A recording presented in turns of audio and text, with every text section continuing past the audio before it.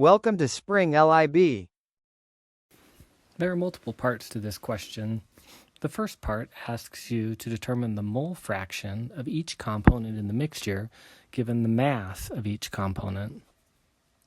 To calculate the mole fraction, we need to know the moles of each component, not the mass, but we can get the moles from the mass and then divide it by the total number of moles.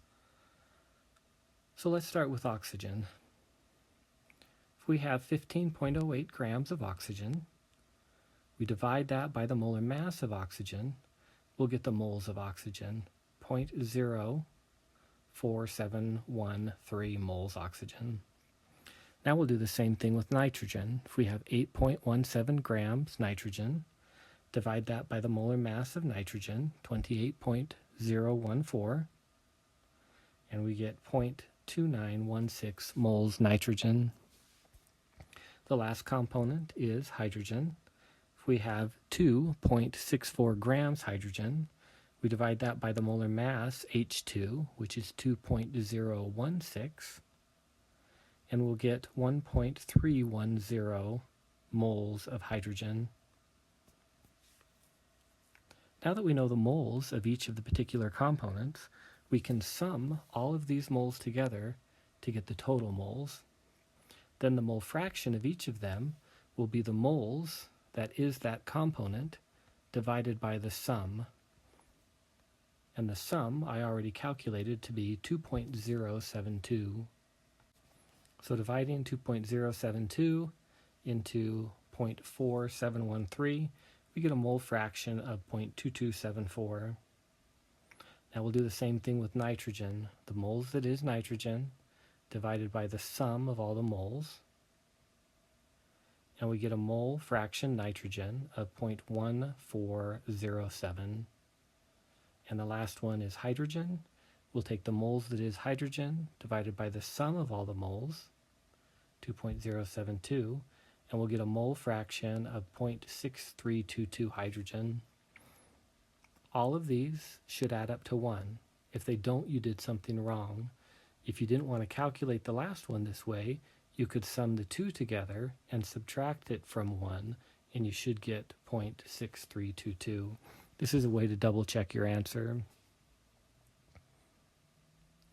Now, for the second part, it wants to know the partial pressure and atmospheres of each component. If you wanted, you could take the total number of moles and calculate the total pressure. Then when you have the total pressure, you could multiply the total pressure by the mole fractions, and what you would get would be the partial pressures for each particular gas.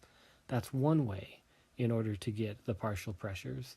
Calculate the total calculate the total pressure using the total moles, the sum of all these, and the ideal gas law, and then multiply the total pressure by the mole fractions to get the partial pressures. Another way of doing it is the way I did it. To calculate the partial pressure that is oxygen, we'll take the moles that are oxygen multiplied by RT divided by V.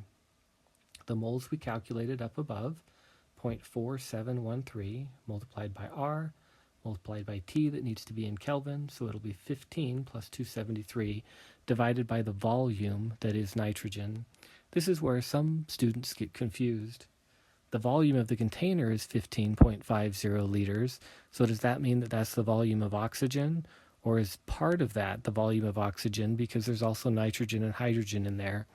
With gases, if you have a mixture of gases, the total volume is the volume for each of the gases independently. So the volume of oxygen is 15.5, the volume of hydrogen is 15.5. The volume of nitrogen is 15.5. This gives us 0.7186 atmospheres for the partial pressure of oxygen. Then we use the ideal gas law with the moles that are nitrogen, 0.2916,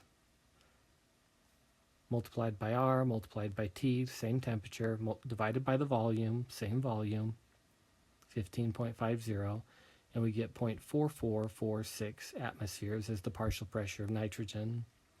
Now for the partial pressure of hydrogen, we'll take the moles that are hydrogen, do a very similar calculation, dividing by the volume of the container, and we get 1.997 atmospheres. Now, if this question were to ask, which it didn't, what is the total pressure in the container, we would simply sum these partial pressures together